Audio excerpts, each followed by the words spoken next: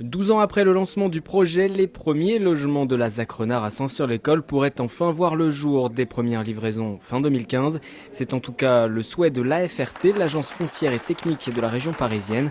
Propriétaire des terrains de l'ancienne caserne depuis le 21 décembre dernier, elle a déboursé 16,8 millions d'euros pour racheter les terrains à l'État. Notre rôle, c'est d'acheter le terrain, donc c'est l'étape d'aujourd'hui.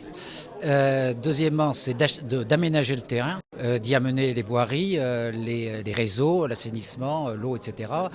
D'y réaliser tous les espaces publics, places, espaces verts et autres.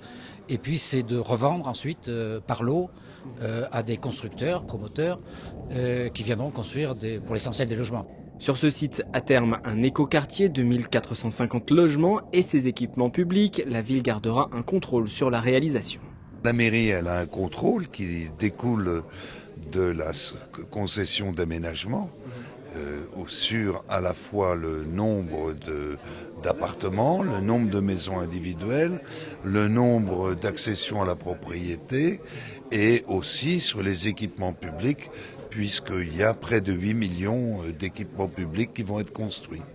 Seulement du côté de l'opposition, on estime ne pas avoir encore assez d'éléments, la présentation du projet n'étant prévue en conseil municipal que le 15 janvier. Autre point qui pose problème, le coût trop élevé du terrain pourrait entraîner un prix de logement excessif pour la population. À Saint-Cyr, dans les logements sociaux, il y a plein de gens qui en fait sont au-dessus des vraies conditions pour être dans le logement social, mais ne peuvent pas être dans le privé parce que le saut financier est trop important. Qu'est-ce qu'a fait l'aménageur? Il a monté les prix, ce qui veut dire que tout ce logement dit intermédiaire, on ne le retrouve plus dans la ZAC. Quelque part, Bernard Debain peut dire « moi je contrôle la situation ».